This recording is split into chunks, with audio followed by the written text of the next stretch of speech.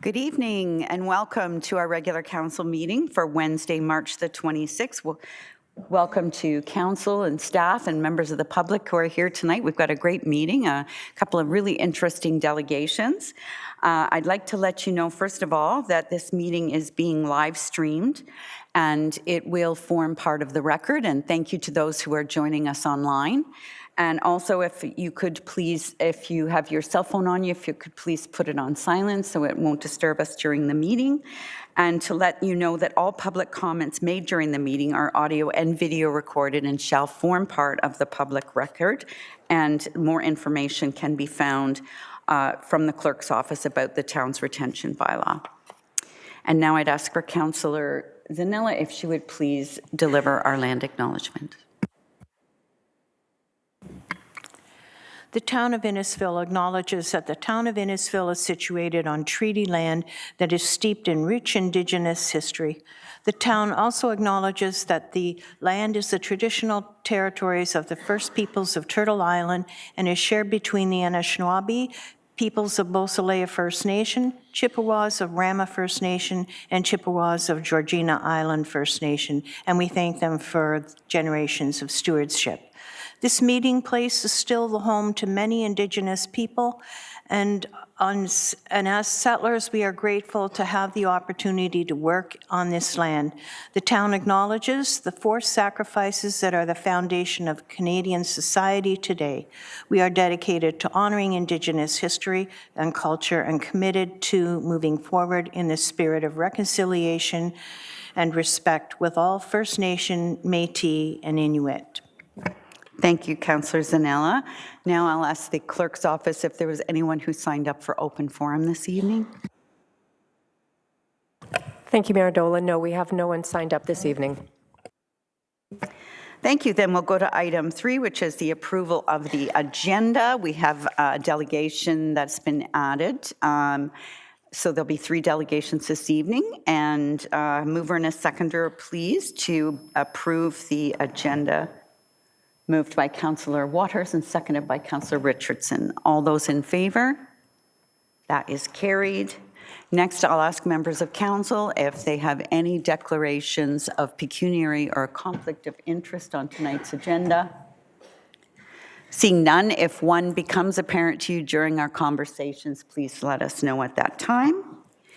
And we'll go on to item 5, which is presentations and petitions. And our first presentation this evening is by our Innisfil Idea Lab and Library. And we welcome Chair Ann Smith and Vice Chair Rob Nicol and members of the board. Welcome. Good evening, Mayor Dolan, Deputy Mayor Fowler, councillors, staff and community. I'm Ann Smith, the chair of the Innisfil Public Library Board. Joining me this evening is Vice Chair Rob Nicol and board members Cynthia Gordon and Sue Bennett. We are also joined in chambers by our council representatives, Councillor Richardson and Saunders, board member Barb Bagley, CEO Erin Scucciamari, and her wonderful staff who helped make the magic happen. Thank you for the opportunity to share some of our highlights from 2024 and shine a light on the meaningful work of the Idea Lab and Library. We are grateful to share our successes with you tonight. They would not have been possible without your ongoing support. Next slide, please. Just want you to take a minute to look at some of these numbers. They're quite astounding. In 2024, we saw nearly 160,000 visits to the library, an increase of 28% compared to 2023. We loaned out nearly 288,000 books, movies, and digital resources, and we ran over 2,400 programs, welcoming more than 41,000 participants. But our impact goes beyond the numbers. Every day we see how the library is shaping lives. A child discovering the joy of reading for the first time.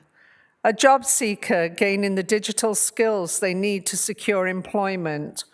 or a new Canadian finding a welcoming space to connect with their community. Our community recognizes that the library is an essential resource for learning, engagement, and support. Next slide, please.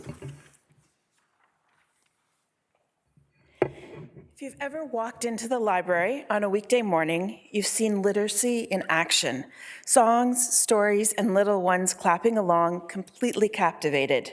These joyful moments are rooted in Every Child Ready to Read, a research-based framework unique to public libraries and backed by a level of research not often found outside of schools. Through talking, reading, singing, writing, and playing, we help families build early literacy skills proven to support long-term academic success. Last year, more than 11,000 people participated in our programs for kids aged 0 to 5, and more than 80,000 children's books were borrowed. But the real story is in the transformations that we witness. A nonverbal newcomer child making his first social connections, a parent learning ways to encourage language development at home. As library kids grow, they begin to share their own stories. Our annual short story contest celebrates talented voices from across Innisfil, drawing nearly 100 entries from local students in grades 3 to 12.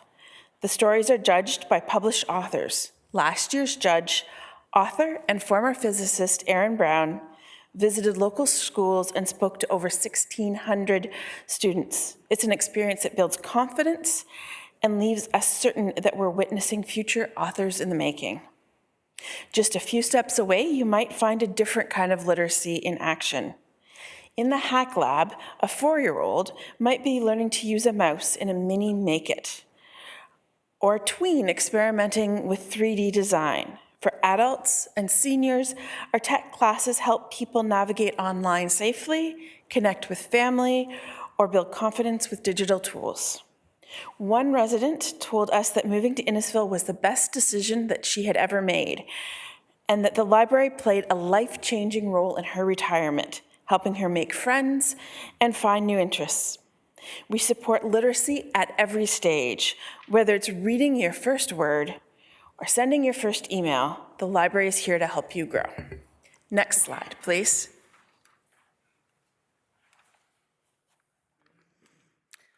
The library plays a vital role in supporting some of our community's most vulnerable members, youth, newcomers, and those facing complex life challenges. Thanks to expanded partnerships through the Building Safer Communities Fund, we've created a place where teens feel seen and safe. With 5 times more teen programs than the year before and nearly 3,700 visits, we've seen remarkable transformation every day. The impact of these programs is clear when you see a teen who started mentoring younger kids in our Reading Buddies program grow into a confident, skilled leader. Teens are volunteering, gaining confidence, and building their own community. It's proof that when we invest in spaces that truly reflect the needs of young people, they show up. For many newcomers, the library is the first place they feel at home.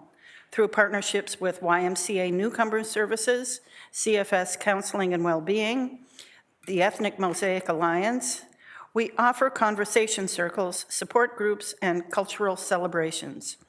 These programs don't just inform, they connect. A Ukrainian mother arrived at the library feeling lost and overwhelmed.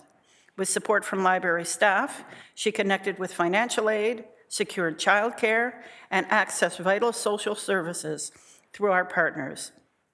Today, she calls the library her second home. We also serve those facing housing insecurity, mental health challenges, or financial hardship. Through partnerships with organizations like SHIFT, CFS, and Contact Community Services, people received real help without having to leave Innisfil. New partnerships in 2024 include Ontario Works, Service Canada, and Family Law Clinics. Combined with our participation in the county's Human Services Navigation Pilot, the library brought over 800 residents into contact with essential services. Whether it's a teen looking for belonging, a newcomer searching for support, or a resident navigating a crisis, the library meets people where they are and connects them to what they need most. Next slide, please.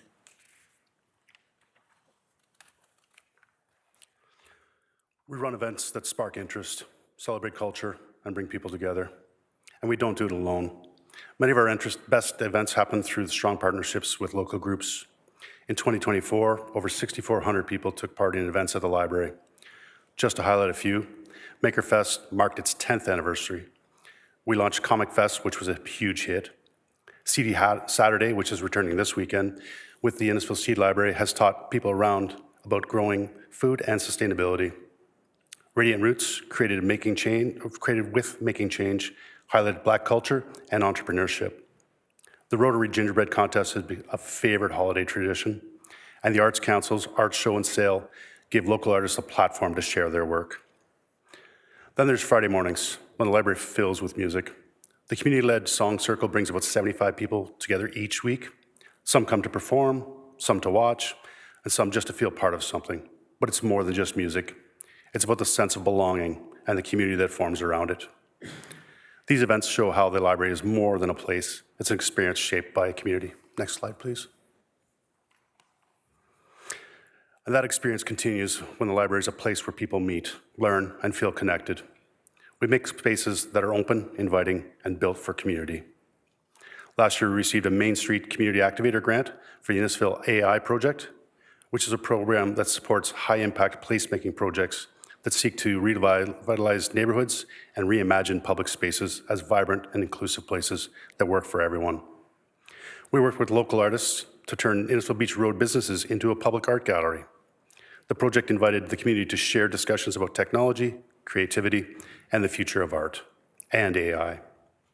By bringing public art into everyday spaces, the library helps to shape the identity of Innisfil as a town that values both innovation and our local culture. Placemaking is about everyday moments that make a place feel like home. It's the musicians who gather to share their music, it's the families who make the library part of their weekly routine, and it's the people who drop in for a book and discover an art show. At its core, placemaking is about building a community where people feel like they belong, and that's what the library does best. Next slide, please. A library for everyone. At the heart of everything we do is our commitment to our community. The library is a place for stories, not just the ones found in books, but the ones unfolding every day in real time. The stories we've shared tonight of children and teens, of newcomers and seniors, show how the library is shaping lives every day. And none of this is possible without your support. We can only make these kinds of impacts for our community with the support of our council, the great relationships we've built with our partners here at the town and within our community, and the community members we serve. Looking ahead, we remain dedicated to evolving, innovating, and ensuring that every member of our community has access to the tools, resources, and support they need to thrive. The library is a place where everyone belongs. Thank you. Thank you, Chair Smith and members of the board, for that wonderful presentation today. Can I ask if there's questions or comments from council? Councillor Saunders. Thank you, Madam Mayor. You guys did a great job. The numbers speak for themselves, showing what an integral part of the town the library is. But we forgot to thank Erin Scucciamari, our CEO, and her staff that do everything they can to put this together and keep it running like a well-oiled machine. So they need a huge thank, as well as the board and as well as every resident that comes to the library. It shows how well it's used. Well said, Councillor.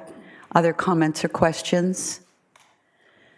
Thank you so much. I am so proud to go to other communities and hear them talk about our library, and it's just such a pleasure to hear comments like that. We have seasonal residents who summer here but maybe live in Toronto, and they talk about our library and how much they enjoy it here. So you're right, it is for everyone, and we really appreciate all the effort that you all put in to make it that way. So thank you for your presentation. Councillor Ices.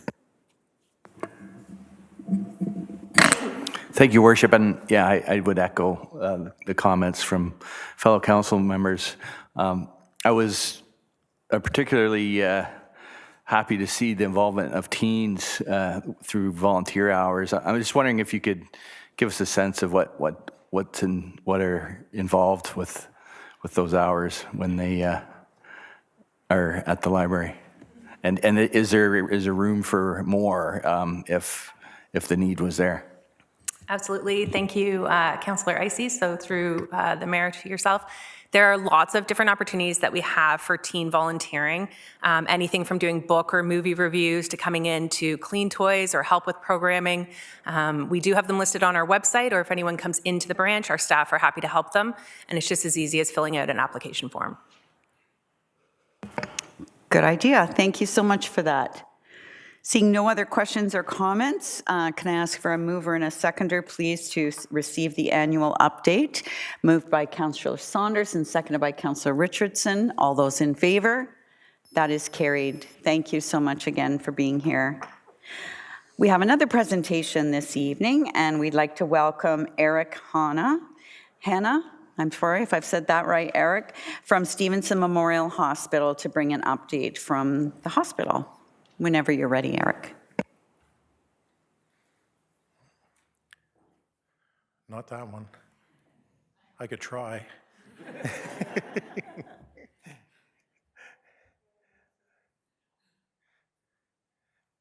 While she's bringing it up, Council, thank you, and Mayor, thank you very much for having me come out. My name is Eric Hanna. I'm what they refer to as a supervisor, which is an appointment that is made by the Minister of Health. And it usually follows an investigation. And there was an investigation that was done into Stevenson Memorial Hospital. It was started in about a year ago now, I guess. And then following that investigation, I've completed a few of them myself, you have an opportunity as an investigator to recommend, should we just write a to-do list for the board and the CEO? Should we perhaps maybe provide some coaching, or if there's a significant need for change, then they do what I refer to as appoint a supervisor.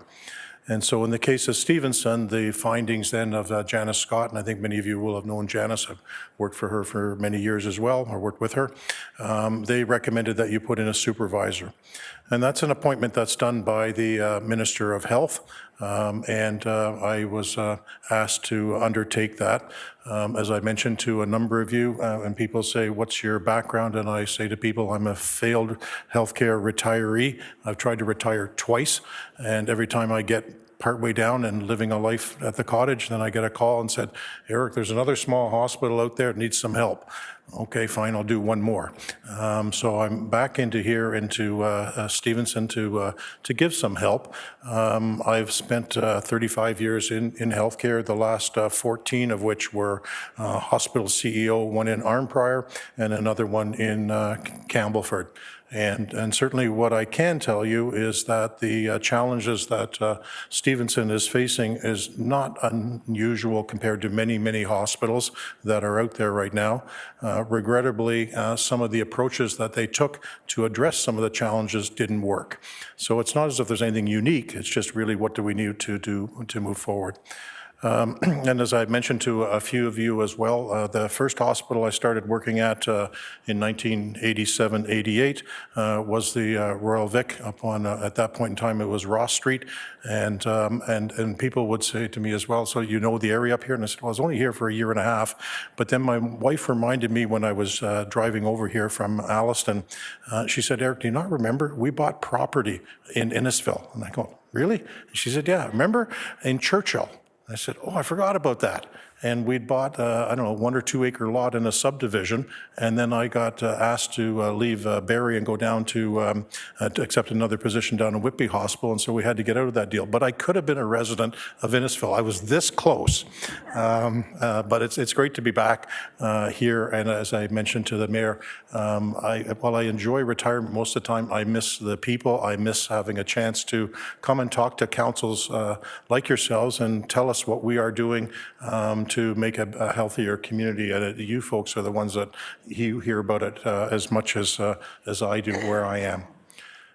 So, as I said, we had a report that was done and said, look, you have some problems at the hospital, and I think it's a public report, and so I think many of you have seen it. If not, an awful lot of your constituents have seen it. And while I have an awful lot of faith in the report, one of the things that I want to do is talk about why do we need make some changes. And this is the one that's most telling to me. And it's not unusual compared to another hospital that I was at, and it was at a Campbellford Hospital. And in a summary, what it is, in 2017-18, we saw 38,000 emergency visits. This year, we're going to see 30,000. Okay? In other words, what's happening is that the community is losing confidence in the services that we provide. And they're voting with their feet and they're choosing to go elsewhere. So whether or not they're going to Barrie, whether or not they are coming to South Lake, whatever. And regrettably, what it means then is that we as a hospital are not playing the role that we should be playing.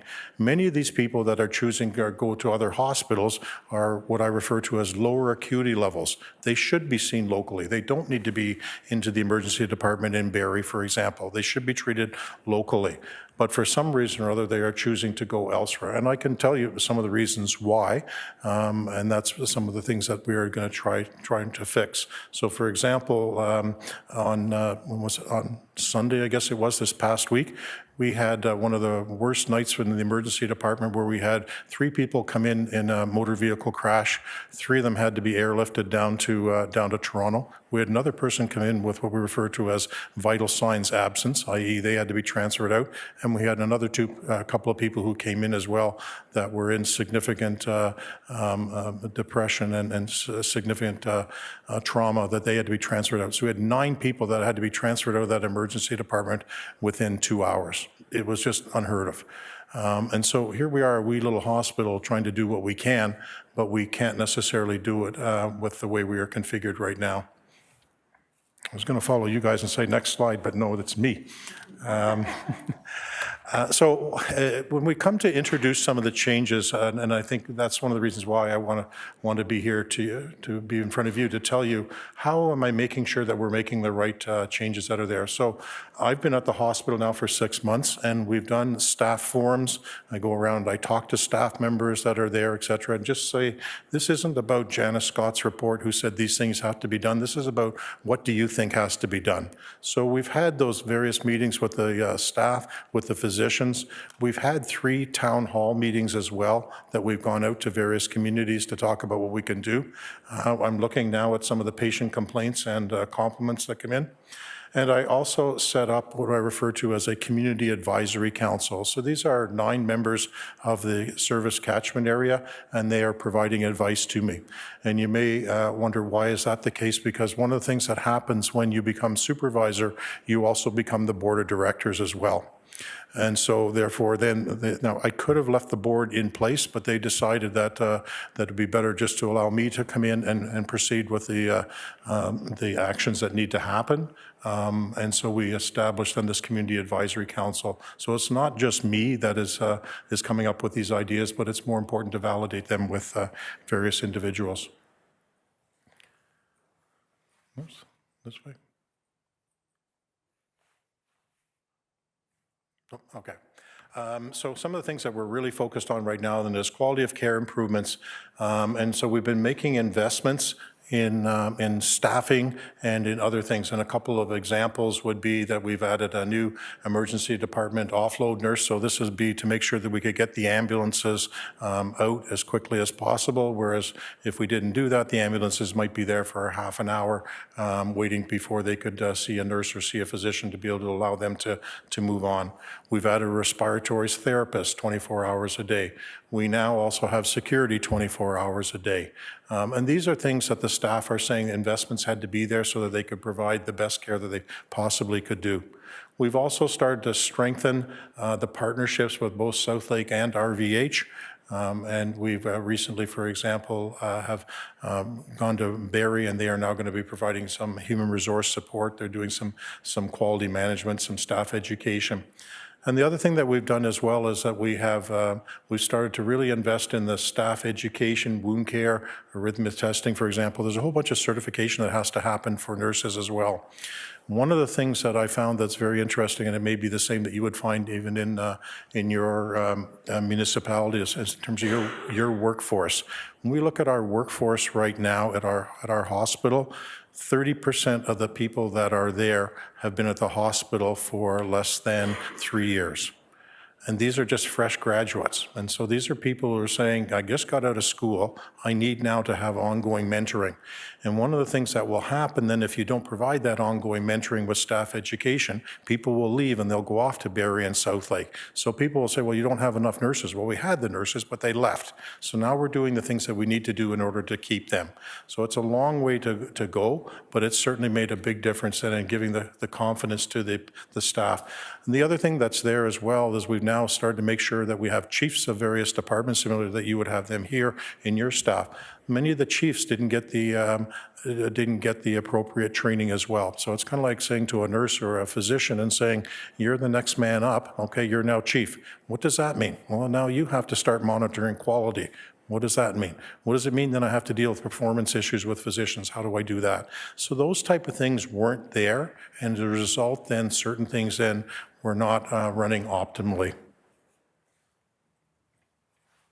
I'm not sure when I'm supposed to be sending this one. Thank you. Our path forward then, so what we've been doing then for the last 6 months has been stabilizing the organization and putting in place these foundational issues. But there are still gaps that exist that provide a local access to care. And what I'm getting at there is, for example, we only had one infection control person. And when you only have one and they happen to go off on mat leave or something like that, guess what? You don't have any infection control. We only had one security guard. We only had one of these. And so there are certain things that we have at our organization or lack there, and the way we're configured right now, it's not going to be viable going forward for a long period of time. And the other thing that is there as well is that what we need to do, and one of the things that wasn't there before, was to provide a collaborative model with many other sorts of healthcare providers. And I'll give you an example. I went in to see some of the family docs that are organized into what they refer to as a family health team. And one of them said to me, who are you? And I told them who I was. And they said, well, the last time the hospital person was over here in your shoes, a CEO or administrator, they said was 12 years ago. I said, well, you can't do that in today's environment, right? That the relationships are really, really key, and we need to continue to work on those. So next slide. Thank you. Our hospital is in the midst right now of going ahead with a redevelopment. As many of you are aware, the hospital was built in 1964. I've been told that every time I go down there, and people say, this is what you have. I said, well, compared to the last hospital I worked at in Campbellford, I said, similar sized hospital built in 1962. I could show the Minister of Health when she was doing a tour. I said, come see this patient room. I said, what do you see in here? I said, more importantly, what don't you see? She said, I don't see any washrooms. I said, no, there are no washrooms in these patient rooms. So this hospital is old, and it doesn't have all the things such as infection control procedures that you'd like to have. All the rooms are semi-private or 4-bed rooms, etc. So the new hospital is going to be built. And right now we are undertaking what we refer to as early works. So basically what they are doing is they're digging out all the ground around, and I think somebody said the last count was 700 loads of fill that were being removed. And then they're going to build a great big retaining wall to go around it. So the old hospital will stay there, and then the new one will start. I expect that we will be issuing tender for the new hospital sometime in the next 2 months, and then shovels should be in the ground in about, well, it could be as early as December, but it may be a little earlier, later than that. Many of you that are aware in construction, it's usually not a good time to start construction in the middle of winter, so it may get delayed slightly. But it's important to make sure that we reassure the community that despite there being a supervisor in there, the government is 110% committed to making sure that this redevelopment does occur, and there has been no sign of any taking the foot off the pedal on that one. Next slide. So I like to use this analogy. I guess I had a couple of them, but a good friend of mine, he races cars, and his is kind of like that sports car on the side. And so I refer to that as sort of being, well, that's going to be the new hospital. And the question inside then is to say, what type of engine do you have inside that car? Are you going to continue to just have the push lawnmower, or are you going to have a big race car inside? Because many of the times what people will say is one of the reasons why we don't come to Stevens is because you don't have the comprehensiveness of services that are there. And in fact, if you need to be admitted, for example, for pediatrics, you'll come into the emergency department and you may have to wait, in some cases, regrettably, up to 2 days before we can get you admitted into another hospital, because we just do not have the resources that are there. Or you may have to be transferred to another hospital for something that really should be provided at our organization, such as some ongoing cardiac monitoring, and we just don't have those skills. So what we need to do then is find some way to make sure we're not just that lawnmower push more into this more supercharged engine within the 4 walls. Next slide, please. So what I'm suggesting then to everybody is to say, and I talked about earlier, the importance of providing and creating partnerships. So a couple of things then that will be there is that we will formulate a partnership with a larger hospital. And when I say we are doing that, that was in the report. The question becomes, who is the partner and what type of relationship is it going to be? And that's part of the investigation that I'm currently doing. We also need to provide more partnerships and collaboration with other healthcare services. So I gave you the example of the family health team. I can tell you as well, the other thing I recently did was I went up to Base Borden and I had a tour around, and it was a nice new black Chevy Suburban with a flag in the front and everything like that. I felt like a diplomat. It was great, and they toured me around, but more importantly, they showed me the clinic, and then they showed me the training that they do for their medical staff that are there, and they said, we train people to do this, this, and this, and it's kind of like, why are we training people to do the same thing? Can we not do some of those things together? So there are great examples like that, and that we need to continue to do. And the last one is partnerships with private businesses. And you will know that one of the largest employers that we have in town is Honda. And one of the things that we ended up doing is had a meeting with them, and they said, Eric, we'd like to do more with the hospital than just looking at you helping to financially support your redevelopment. So when you have people coming forward like that and saying that if we create these right type of collaborations, then we'll be able to become that vibrant hospital. But those types of partnerships are not there now. But what's more important, though, is that there's a strong, strong willingness of people to do that, and most people see that that's what needs to happen. So I'll go to the final slide. And this is sort of the summary, and when I was having the discussion with Mayor Norcross in Alliston, and he said to me, he said, well, what are you worried about? And he said, well, I'm worried that the hospital may not be there. And I said, you don't need to worry about the hospital being there. I said, I guarantee you that when you're doing 30,000 emergency visits and 600 obstetrical cases, et cetera, you don't need to worry about the hospital being there. I said, when I've done lots of other restructuring studies for hospitals, the communities was concerned because the volume wasn't there to be able to sustain it. In this particular case, I said, I guarantee you, I used the phrase, the blue H will always be there. And I remember the last little story I'll tell you was when I was doing some work up in Grey Bruce about 25 years ago and going around to many councillors, et cetera, and council chambers and just the public at large. And the thing I took away from them is they said, Eric, when you look at a small town or a small community, there are 3 H's that are important. The first one is that they have a high school. The next one is that they have a high school, high school, sorry, now I'm forgetting what the other, high school, but the third one anyway was a hospital to make sure that it was there. High school, and then the hockey team. Sorry, some of them didn't have that. So in some of the small, so the 3 H's. This is why I should have retired, because this is over 25 years ago. And then I remember I revised it and I said, no, there's actually 4 H's, because at that point in time, the last H that was there was Hortons, Tim. So if you're on the map, if you have a high school, a hockey team, and you have the hospital, you're trying to contrast your community versus other ones. So they're very, very important to the community. So I said, I'm not worried about that. You will always have one. What I think is really important, though, is that you're going to have a bright blue H there. You are doing things right now that don't meet the community needs, and just by building a brand new hospital isn't going to just ensure that you can meet the community needs. And when I explain that to people and then say, but that's what I'm there to do by finding these partnerships, making sure we make the right investments, I think there's a sigh of relief from people and saying, I'm glad you've acknowledged that this is the case. and we'll be behind you when you come to make some of these changes. So we didn't get there overnight. It's going to take some time to make sure we're on the right path. There's some apprehension from staff, et cetera. This is an awful lot of change, but the majority of people that I'm talking about are saying, thank you for acknowledging that we could provide better health care to our community, and we're behind you. So I'll leave it there, Mayor, and I'll be happy to answer any questions or anything else you'd like to have. Thank you, and thank you very much for coming here tonight to introduce yourself and to tell us the work that's going on at Stevenson. Questions or comments for, go ahead, Councillor Drotch. Thank you, Your Worship.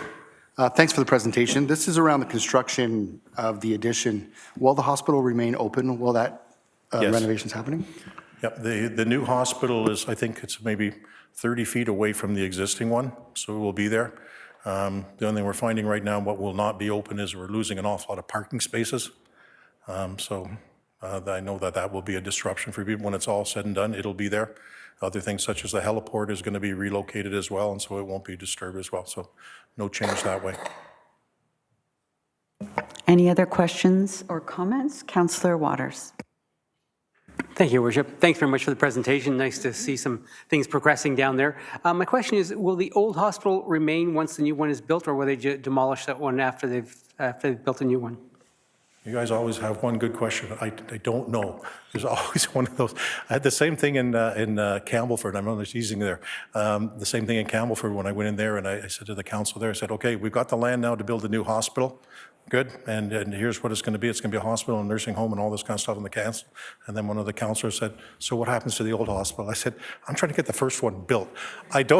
Honestly, I don't know. The challenge with trying to renovate and keep old existing hospitals in place, things such as the floor to ceiling heights are so low, you can't get the right type of ventilation in there, right? All the rooms, the ministry is very sticky right now, and they'll basically say, you can't use that hospital, like if you're going to renovate it, they've all got to be turned into private rooms. There's a whole bunch of things like that. At the same time, there are some operating rooms and things like that can be there. So there's an opportunity to do some things with it, but right now it's not on the books for the ministry to consider any redevelopment for it. Thank you. Other questions or comments? Deputy Mayor? Thank you, Worship.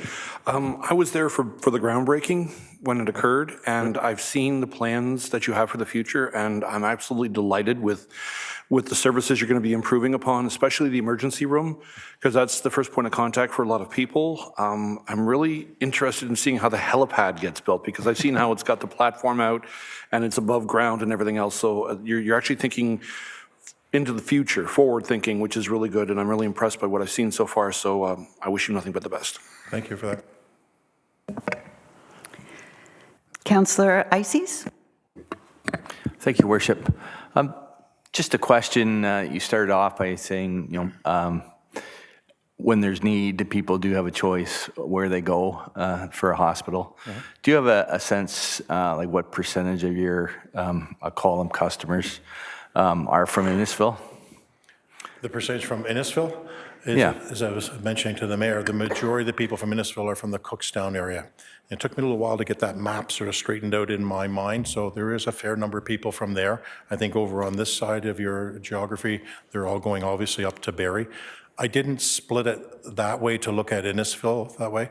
I did split New Tecumseh because some people go around and say, well, overall the community of New Tecumseh, only, I'm going to say 70% of the people use the emergency department. If you just looked at New Tecumseh, well, yeah, overall it's 70%, because if you're in Beatonham or Tottenham, you know what, you're closer to South Lake, so you're going to go there.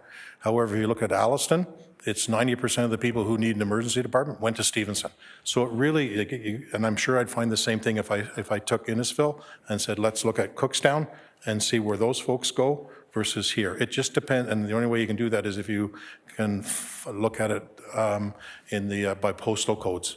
And I don't know if you've got enough segregation in your postal codes to be able to show that or not. Thank you for that. I know when I did sit years ago on the physician recruitment committee for Alliston and area, they did try to break it down between AGTOS, ESSA, New Tech and Innisfil, and certainly the southwest portion of the municipality does migrate towards that hospital. And also, we have a lot of Innisfil residents who work at Honda or work at one of the suppliers to Honda, so there's certainly a migration that way every day. I was happy to hear you talk about partnerships. I find sometimes in the hospital business, there's too much looking at each other as competition versus looking at each other as partners.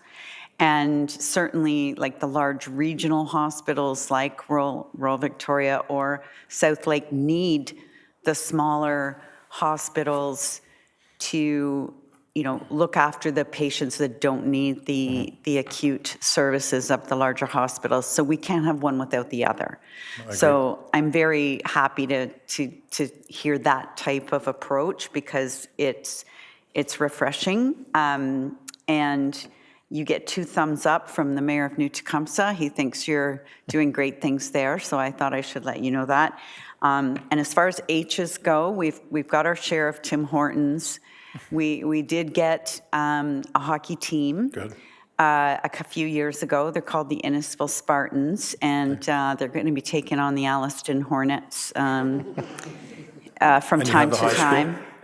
You have the high school or several high schools? We've got the high school. Okay, good. The You're high all good. school was built about, I want to say, 15 years ago. So Okay. we have a high school, and it's new compared to Banting.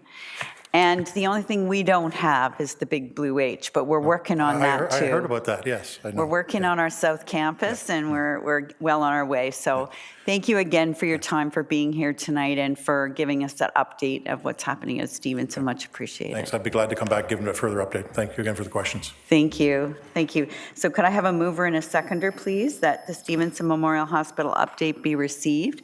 Deputy Mayor Fowler and Councillor Drodge, all those in favor? That is carried. Our next presentation is from Mary Feely from SGL Planning and Megan Reddy, and I believe they're joining us virtually, are they? And it's regarding the town's official plan review. And there's a familiar face. Mary, welcome. Megan and Justine, thank you all for being here whenever you're ready. Thank you very much. Good evening, everyone, and thank you for the opportunity to provide an update on the official plan review. My name is Megan Reddy, and I'm a land use planner with Dillon Consulting. I'm joined tonight by Justine Giancola, a partner at Dillon, and Mary Feely of SGL. Next slide, please.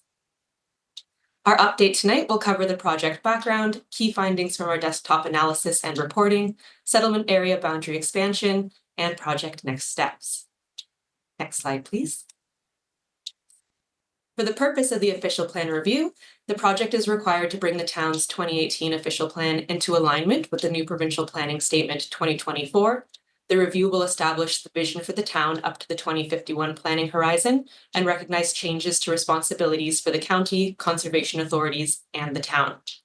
This review also allows the town to reevaluate its settlement area boundaries, ensure the official plan has policies supportive of other town master plans, and provide opportunities for public, stakeholder, and rights holder engagement. Next slide, please. At this point in time, we're nearing the end of phase 1 of the project. We've completed a review of town documents and completed a housing needs assessment and affordable housing strategy. We're at the beginning of phase 2, which considers potential growth options for the town and will initiate the drafting of the official plan amendment itself. And public engagement opportunities are included through each of the 3 project phases to allow for input from those public, community, and stakeholder groups. Next slide, please.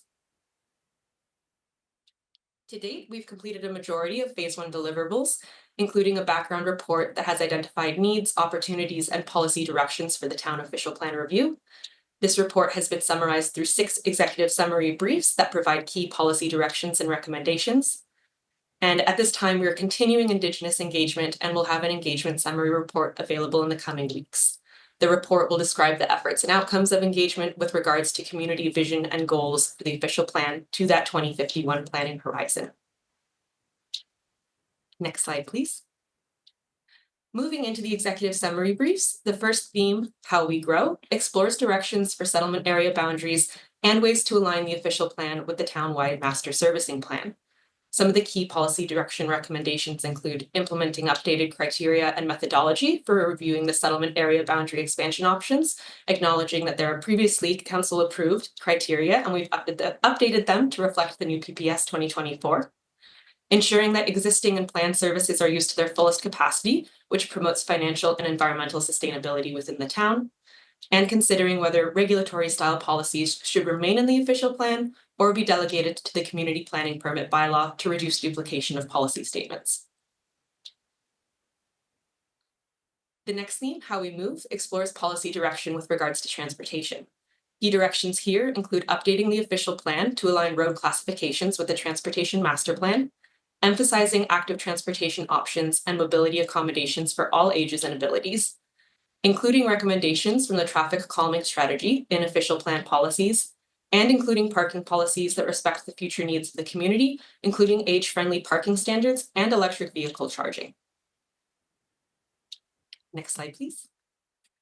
Our third theme, How We Play, addresses parks and public facilities within the town.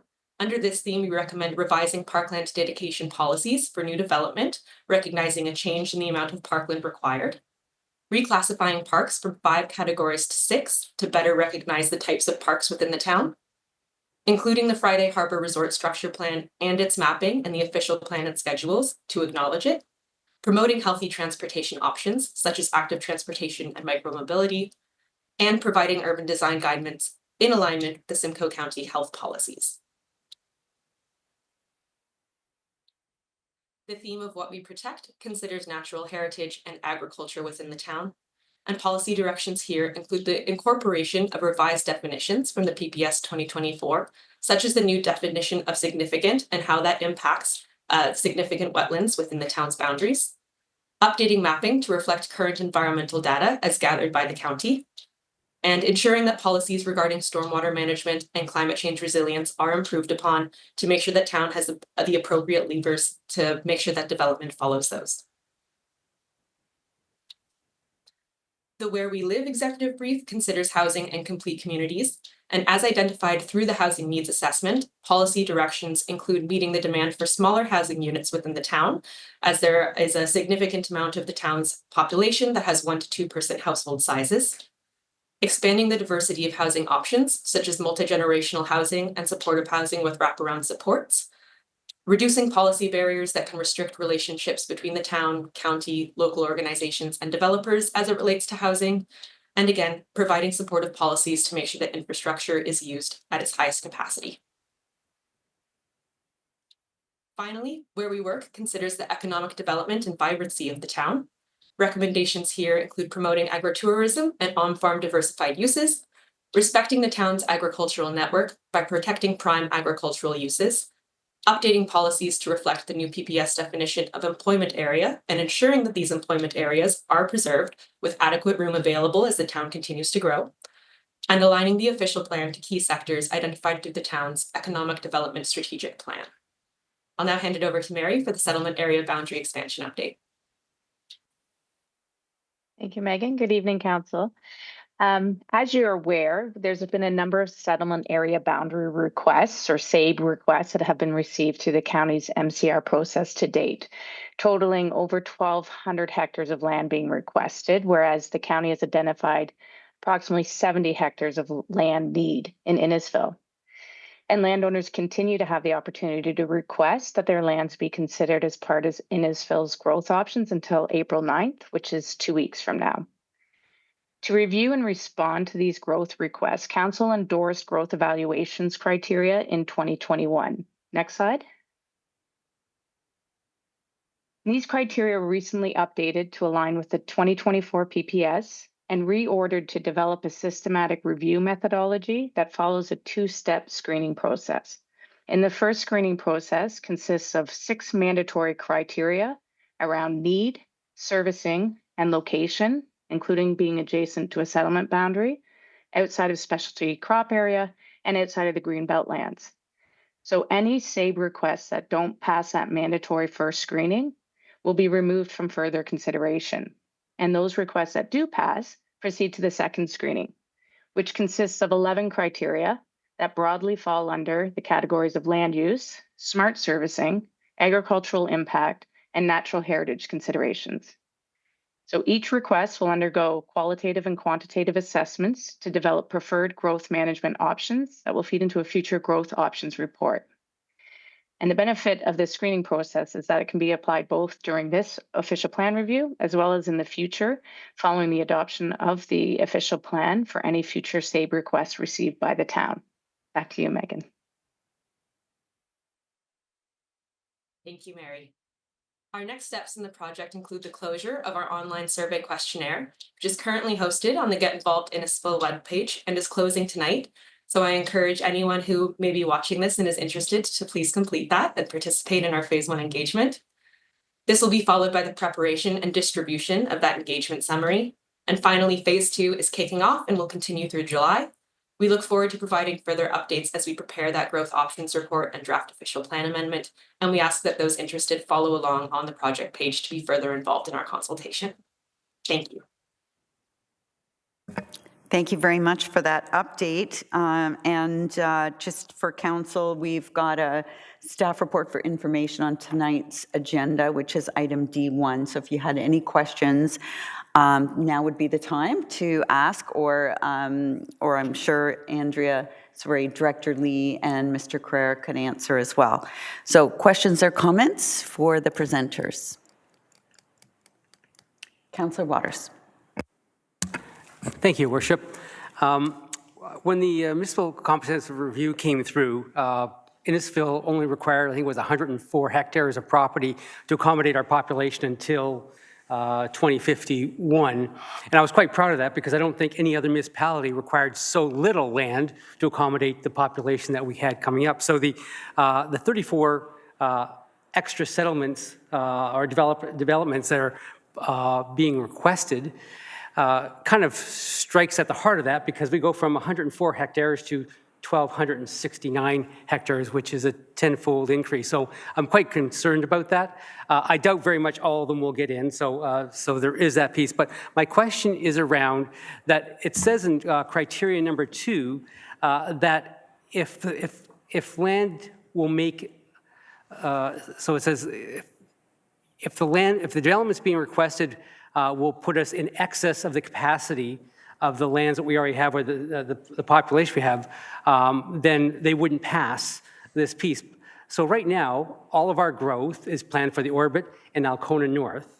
So do any of these 34, will they be able to pass the criteria if we can already accommodate all our growth in what we've already identified in the comprehensive review? So that's my main question. Thank you.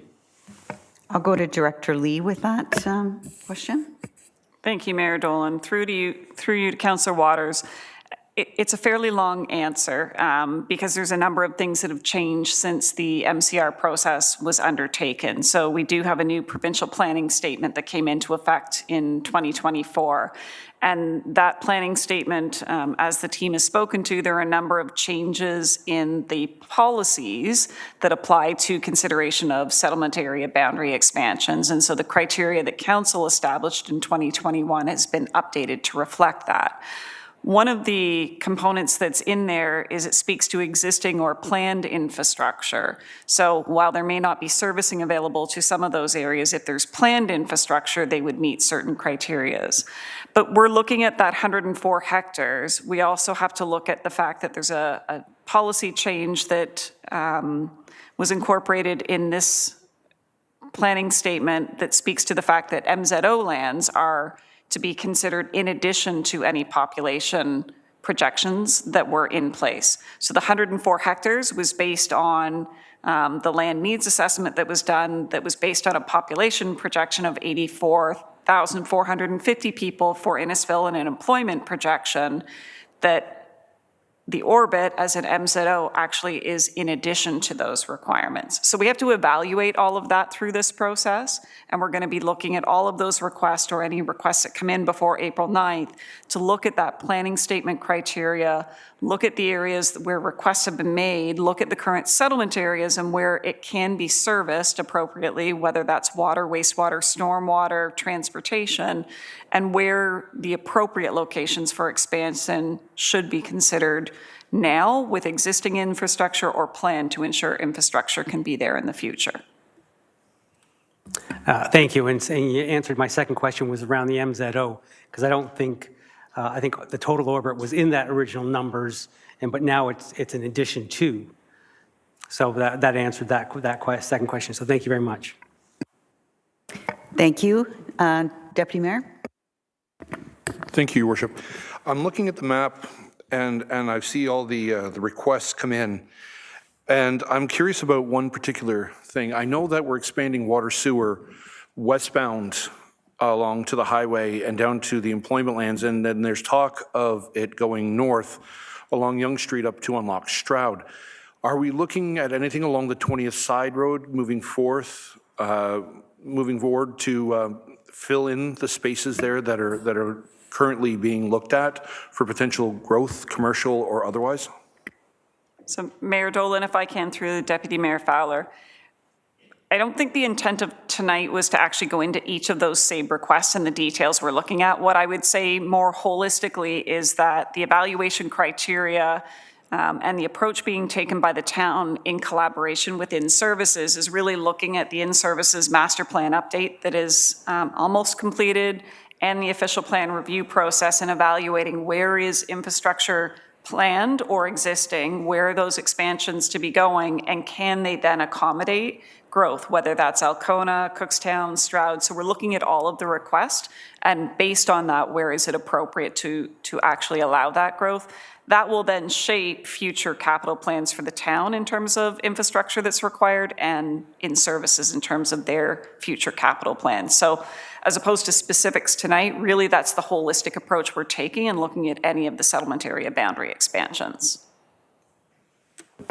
Councillor Ices? Thank you, Worship. Obviously, there's a lot of interest in this procedure. I haven't been sat on council when we've done the official plan review, as it has been a few years ago. There's a lot of questions from property owners who are directly beside the current settlement boundary, whether they could be included in the expansion. A lot of developers will have quite a bit of resources to put in that request. I'm just curious on what needs to be in a request. If we have, like a single property owner, do they need to hire somebody to assist proving that they can meet the criteria that's in the policy, or is it just as simple as stating they would like to be considered? Through you, Mayor Dolan, to Councillor Ices. So when Ms. Reddy was speaking to the criteria and the process that we're following, essentially there's the initial review of sort of the mandatory criteria, and for those to be considered, really it's information within that the landowner could put forward at that point in time. So it's not detailed engineering reports that are required. If they then they meet those requirements and they would be carrying forward, we would then be speaking to them about further additional information that would be required to sort of support that request going forward. But initially, we're not looking at them going into detailed technical reports to support their initial request. Other questions or comments? Councillor Waters? Thank you, Worship. One other question. Under the natural heritage category, they talked about change of definition for significant, and I want to know what that means. And pertaining to, it talks about wetland mapping. Innisfil has a lot of unevaluated wetlands, and so I just want to know what impact this change in significant means to those unevaluated wetlands, and just generally what we have classified as significant areas right now. Thank you.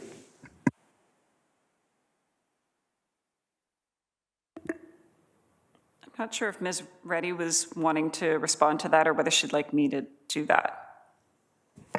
Ms. Reddy? I'll defer to you, Andrea. Thank you.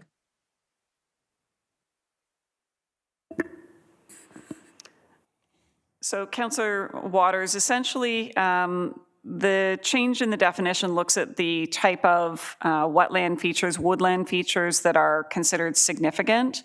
We are trying to work in collaboration with the county in terms of their Greenlands designations and where those align, and if they're looking to make changes to the Greenlands designation as we move forward.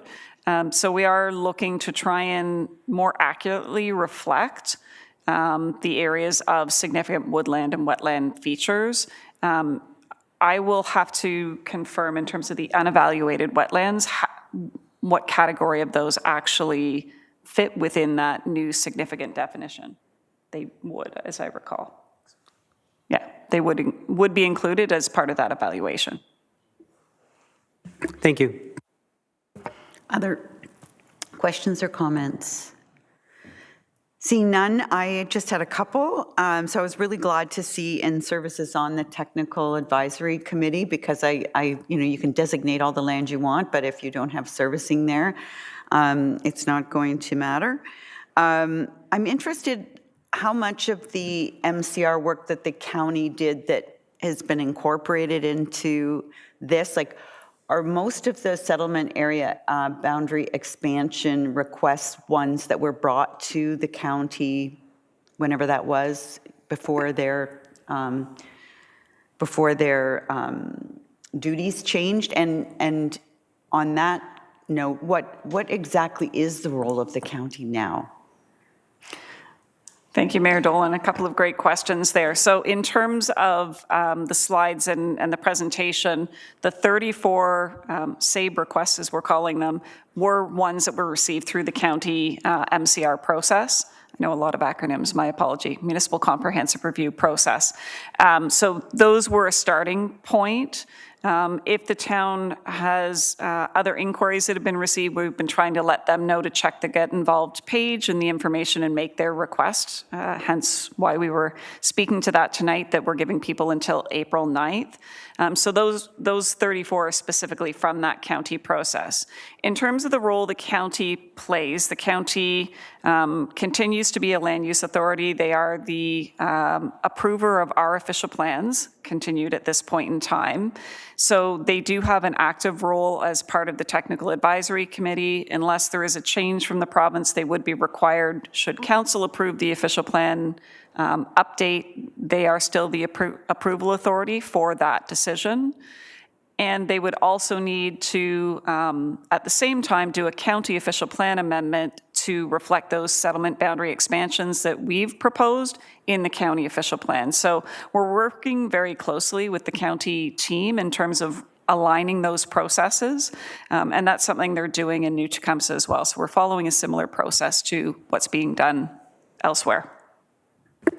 Thank you. And I think the next question was answered by Ms. Feely. But I was going to ask if criteria 1 was more important than criteria 6, but you're saying they must pass those first 6 criteria, all of them, before it even be considered for the next stage. Is that correct?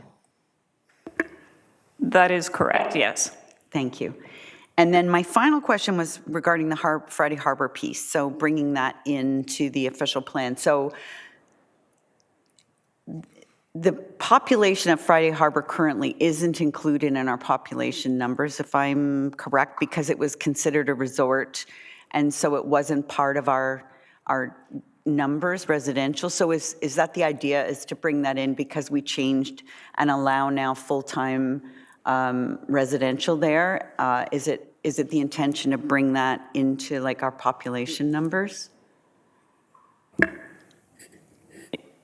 If I can, Mayor Dolan, really it's about the fact that there is a secondary plan in place and it's been kept sort of separate from the town official plan, but it is official plan policies for the town. So it wasn't specific to the population necessarily, but all of the relevant policies that apply to Friday Harbor being a chapter, if you have it that way, in terms of the actual town official plan, which is really what they are. But every time we've done an amendment, it's an amendment to the secondary plan and not an amendment to the town official plan. So we're trying to incorporate that into one document. And that makes absolute sense. Thank you. Councillor Waters. One last question, honest. The council made a decision that we wanted to control our own destiny. We wanted to have a destiny different from other municipalities, and we chose to grow up as opposed to grow out in terms of saving farmland. And have we lost that ability now because it seems that now we're at the whim of what the province wants us to do, and so are we in fear of losing farmland because we no longer can protect it because of the issues that we see in front of us in terms of the number of SABs that we see that want to grow Innisfil much larger than, in a direction we don't want to go? Thank you. Director Lee, I'll throw that one to you. That sounds like a director question. Thank you, Mayor Dolan, through to Councillor Waters. I think there's a number of components that address that. So the town, through this process, is trying to determine the vision to 2051. And, previous town decisions and council decisions to support the orbit and the idea of growing up rather than sprawl will continue to be reflected in this official plan document going forward. I think where there is a challenge is in the updated provincial planning statement. There are abilities for individuals to make requests for settlement area expansions. They have certain appeal rights and certain information they can provide. So there's a new mechanism there that allows people to make those requests that previously had to be done at an official plan review as part of a municipal comprehensive update to look at that broader perspective. They can be done on an individual basis. So that is the challenge, I think, for the town. But we're trying through this official plan process to really set the vision. The protection of agricultural areas is still a primary focus in the provincial planning statement. So our rationale as to up versus sprawl, I think, is still supportable. But we do have that risk in terms of those other planning policies for expansion considerations.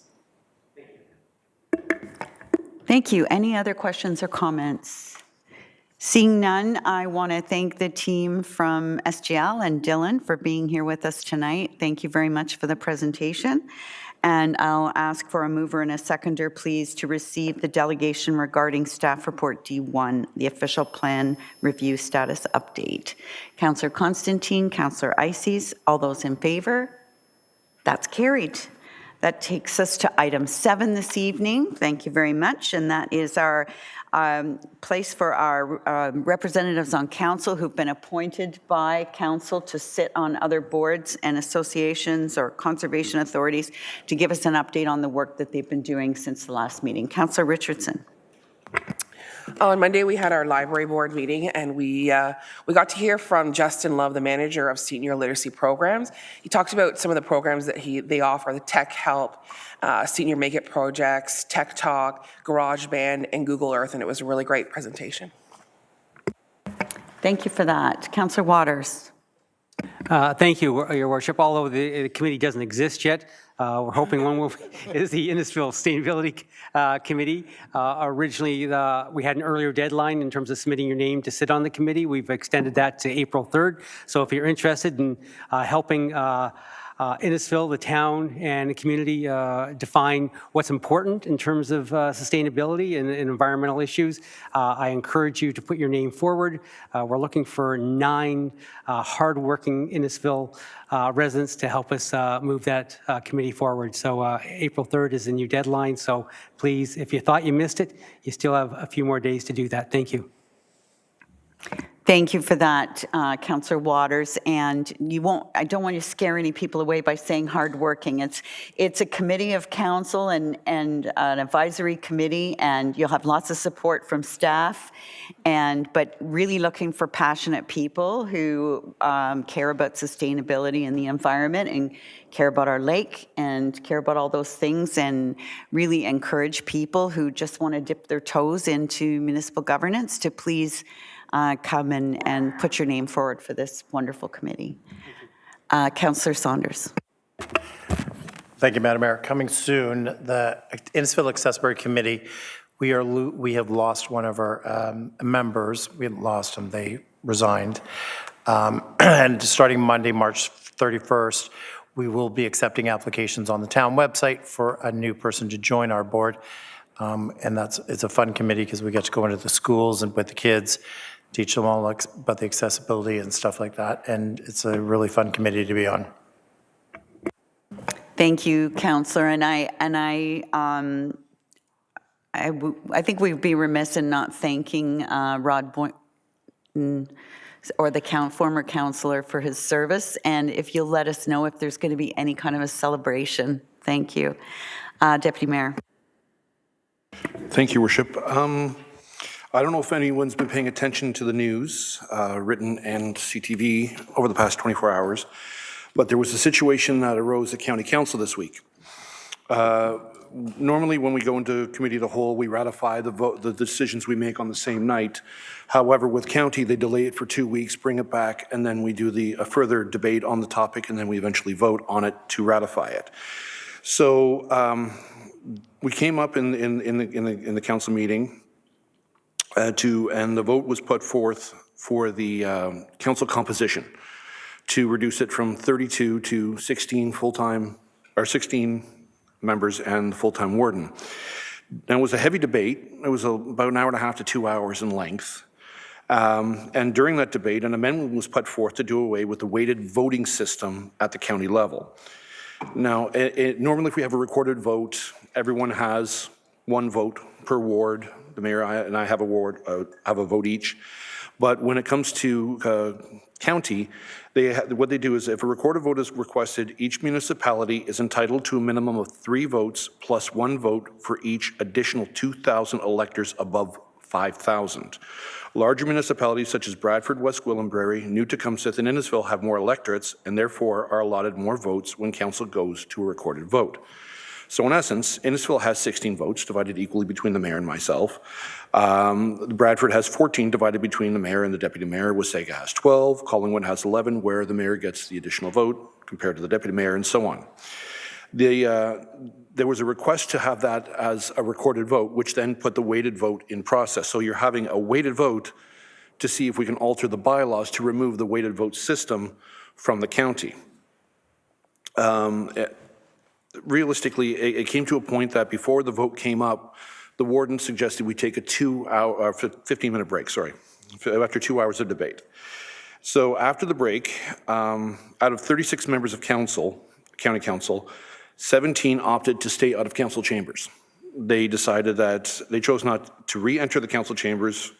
Now, for clarifications, Mayor Dolan and I returned to the council chambers to continue the meeting as planned. But due to the fact that 17 members did not return and 15 were in the chamber, the meeting did not have quorum and could not legally continue. We couldn't ratify anything, and we couldn't have decisions made at the last county council meeting. Earlier today, the warden called a special virtual meeting at 1:30 in the afternoon to address the issues that were time sensitive, one being $150 million of funding to childcare initiatives at the county level. We ratified everything that we did, but the vote for county composition was removed from the meeting, and it will be taken up on April 8th again, where it's going to go into the debate and the vote unto itself. So we're still moving forward, but it was quite a bit of disruption, and many people took note of how it played out. Thank you. Thank you. Anyone else have anything that they'd like to report on?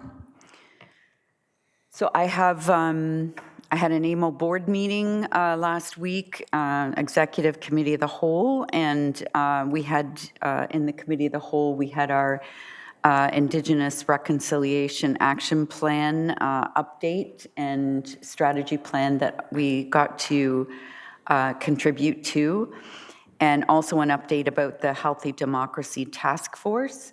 As I've told you before, we're one of 4 municipalities in Ontario that have been chosen as pilot projects because of the work that our electoral engagement committee has done. The Healthy Democracy Task Force will be helping that committee with some resources. So there's Hamilton, Sault Ste. Marie, Timmins, and ourselves that have been chosen to have this work done. So we're looking forward to working with them. Of course, there was talks of tariffs, updates on tariffs. We're following closely the lead of the Federation of Canadian Municipalities, who's taking the lead, and AMO is supporting that work. Dozens of mayors have been down to Washington over the last few weeks speaking to our counterparts in the United States. And there'll be a symposium in early January to talk about further actions.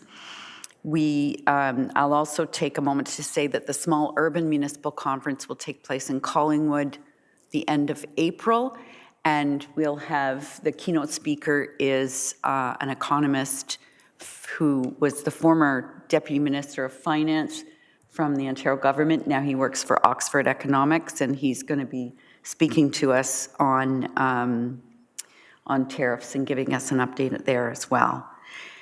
And we're also doing some work with the Ontario Home Builders Association on advocacy to the province regarding development charges, but that's in very, very early stages. I also attended an Empower board meeting. It was pretty much business as usual. I also attended a police services board meeting this morning. We swore in a new public member. Her name is Janice Christman.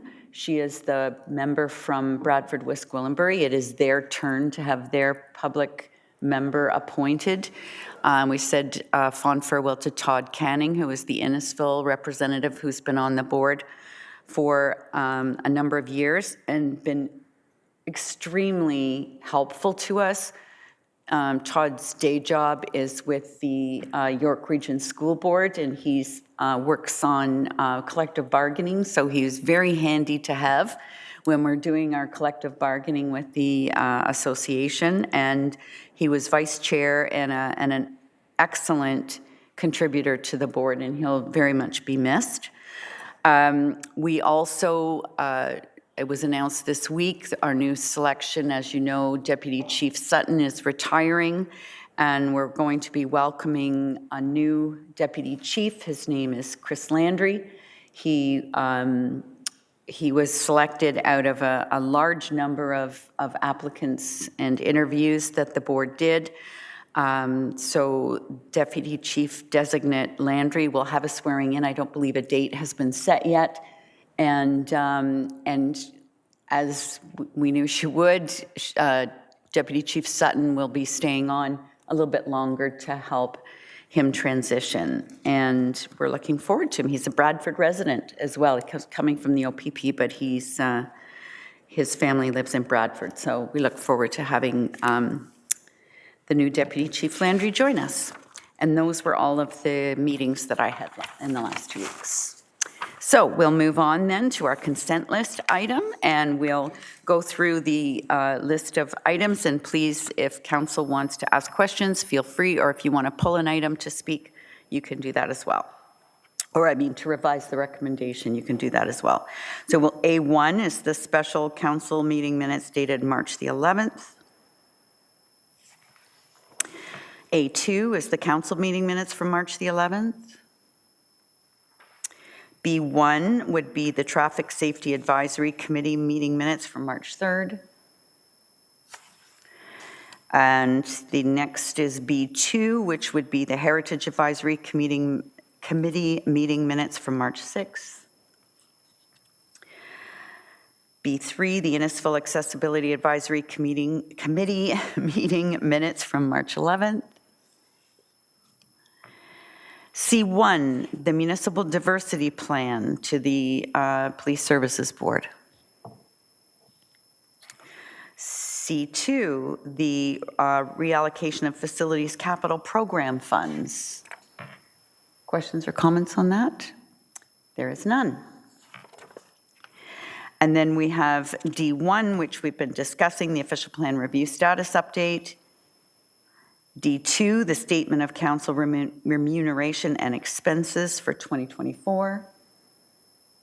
And D3, the 2024 year-end update of KPIs and metrics.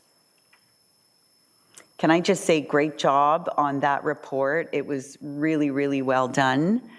I did have one question on the response times for the police, but I see the police, or not the police, the fire chief, but I see the fire chief's not here, so I'll email him those questions about that. Oh, sorry. Oh, we do. We have you. Hi, Chief. How are you? So Good evening, Mayor Dolan. Good evening. I wanted to ask you the question regarding the response times for a hall like Friday Harbor Hall, which has full-time, versus the volunteer halls who have nobody stationed at the hall. And I think in the case, and now I'm trying to pull it up frantically, I think it was only about a minute and a half difference between a fire hall with full-time who are at the hall and the volunteer hall. And I wondered if are we setting ourselves up for failure? Like, is that even doable? It's a great question, Mayor Dolan. To answer your question, we have aggressively set the KPIs as if there were full-time responses in each one of our fire halls. Excuse me, understanding and realizing that 3 of our stations have strictly volunteer. So I'm less concerned with the number just because we are getting good responses. We have had a very in-depth discussion on so kind of the second level of this, we drill down a bit in our KPIs to compare career versus volunteer station responses. We also have the layer where we have many responses that are mutual aid or second calls within a station area that extend our response time. So we wanted to create a second layer where we could drill down some of those differences to show comparatively. But to answer your question, our times are all listed as if we have full-time in those stations so that we are aggressively trying to meet a higher standard of response time across the board. Thank you. And I was actually quite impressed with the response times for the volunteer halls. So that was great to see. Thank you for being here. And I also just wanted to say that it's so important to have these KPIs because without that, it's anecdotal, right? We hear about complaints, we hear about how bad this is or how good that is, but here are the facts, and you can't argue with the facts. Facts don't care about our feelings. Councillor Waters. Thank you, Your Worship. Just out of curiosity, when we started the sustainability plan for the town, I thought we had requested KPIs for any results that came from implementing. So have we done nothing in terms of implementing any of the recommendations from that sustainability plan? And are there no KPIs that we can report on? Thank you. Through you, Mayor Dolan, to Councillor Waters. So we had established KPIs following the conclusion of the sustainability plan. We are continuing to work with Damien and the team in terms of implementing those KPIs and measuring. But because of when the plan was completed, they wouldn't have been full results for 2024, so they will be reported on in 2025. Thank you. Thank you. Councillor Ices. Thank you, Your Worship. I too thought it was a great report, just a whole pile of information to go over. And I came across the building permit section, and we're all aware that the building processes have slowed. But I'm wondering if staff could explain. At the top of page 10, it talks about the total gross floor area constructed, which is actually more than forecast. But the value of that construction has gone down like $110 million, or if I'm doing the math quickly in my head. There seems to be quite a disconnect with the amount of square footage versus the value of that. Just curious on it, if there was an explanation for that. Director Lee. Thank you, Mayor Dolan. Through you to Councillor Ices. So the total construction value is all construction. So that's both the residential construction and the industrial commercial construction. So while the square footage of the ICI, industrial commercial, went up, and as we noted, primarily because of the DSV facility at the highway, so that would have had an increased cost. The forecasted overall total construction value, because we did not see the residential activity that we would have seen, that's why we see the lesser total construction value.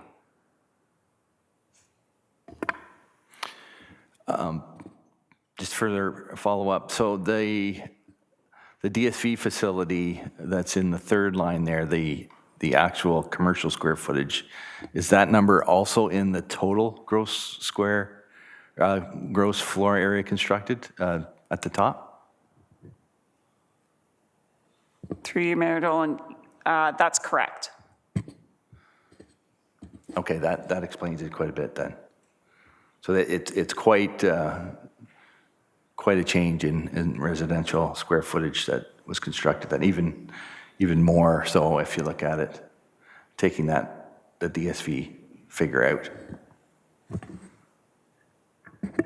Thank you. Thank you, Councillor. Any other questions or comments on this report? Seeing none, thank you to Damien and Ken for that. So we've had no items pulled, if I'm correct. There's no bylaws.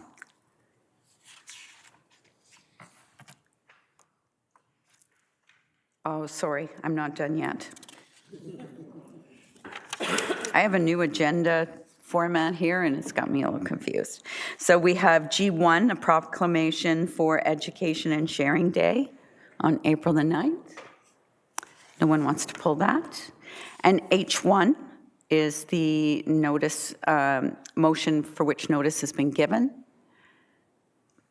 I just make a quick comment on that. It's similar to what you've seen from a lot of communities, certainly encouraging people to do what they can, and I don't know that they need me to tell them that. I think people are already supporting local as much as they can possibly.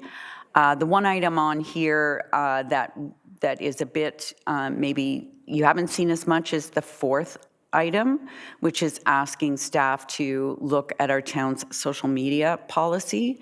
And I was thinking particularly whether or not we should be supporting X, formerly known as Twitter, going forward. So this motion will be asking communications to look at that.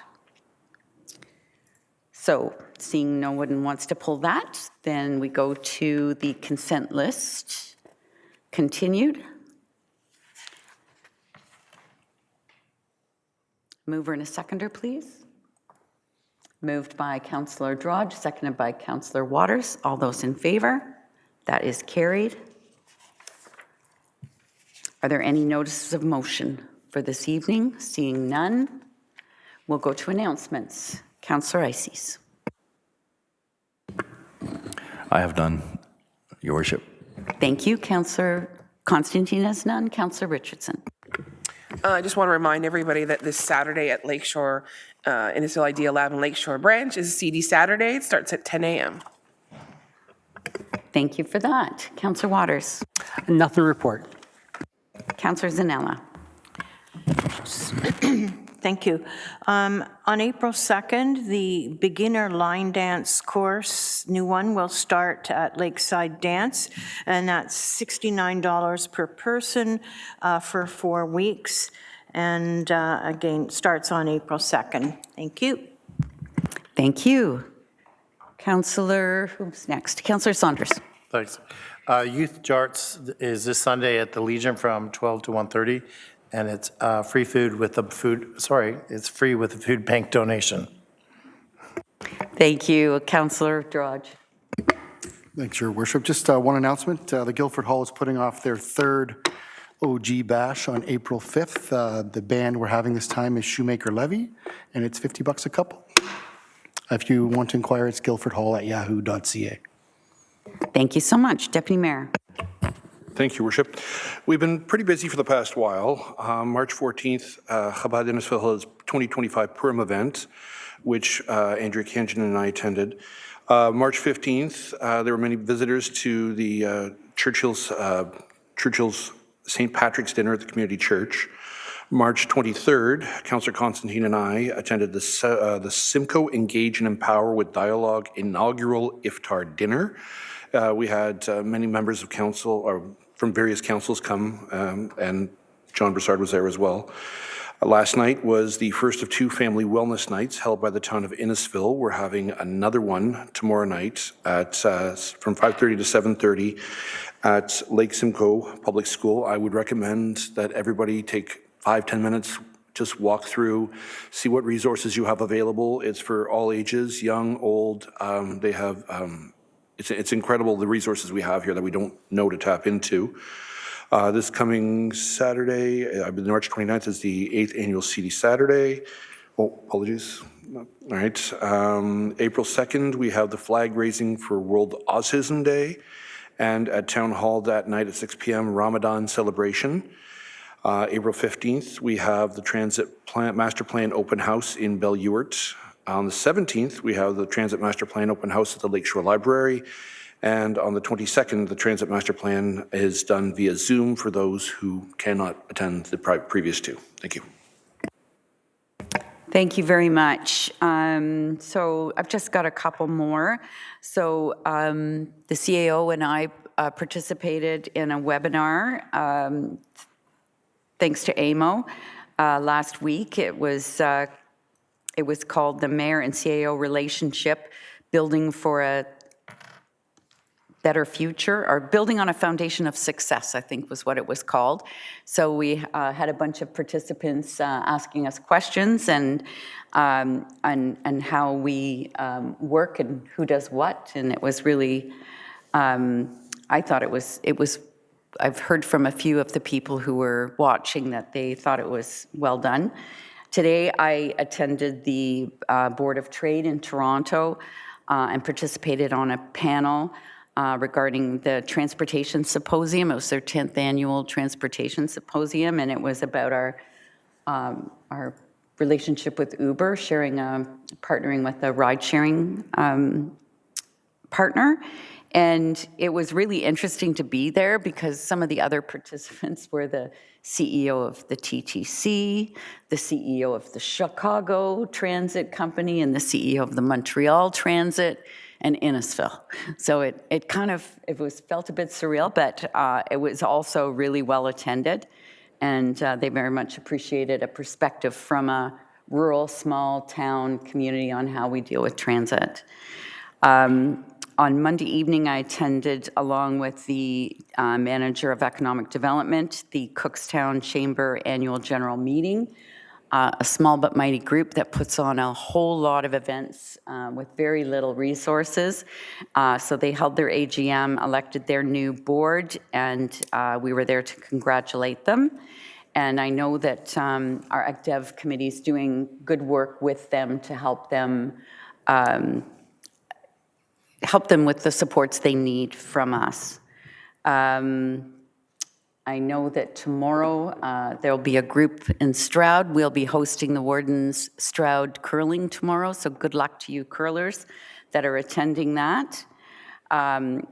Also tomorrow there'll be a retirement for Fire Prevention Officer Mike Symes, who's been with us for 19 years. So I'm looking forward to attending that, along with a retirement for Deputy Chief Sutton, which will be held later next week as well. There'll be no council meeting on Wednesday, April the 9th. So the agenda was so light, we decided we wouldn't need it. So the next council meeting will be April the 23rd. And take a moment to congratulate the new cabinet. There was a swearing in on March the 19th, which I really wanted to attend but was unable to. But we want to congratulate our own minister, Minister Kanjan, on being the new Minister of Red Tape Reduction, taking over from Parm Gill. And those are all my announcements. Oh, I should also say that the Warden's Gala this year, typically it's always at the Nottawasaga Inn, or it has been for the last at least dozen years. It's going to be at Three Feathers Terrace this year. So there's still tickets available. The funds raised will support United Way Simcoe Muskoka. And so if anybody is watching and would like to attend, you can contact Simcoe County Warden's Office. And is there anything from the corporation? Seeing none, we'll go to the confirming bylaw and adjournment at 8:34 p.m. Moved by Councillor Drodge, seconded by Councillor Richardson. All those in favor? That is carried. Thank you, everyone who's here, and thanks for those watching online. And have a good rest of your evening. We'll see you on the 23rd.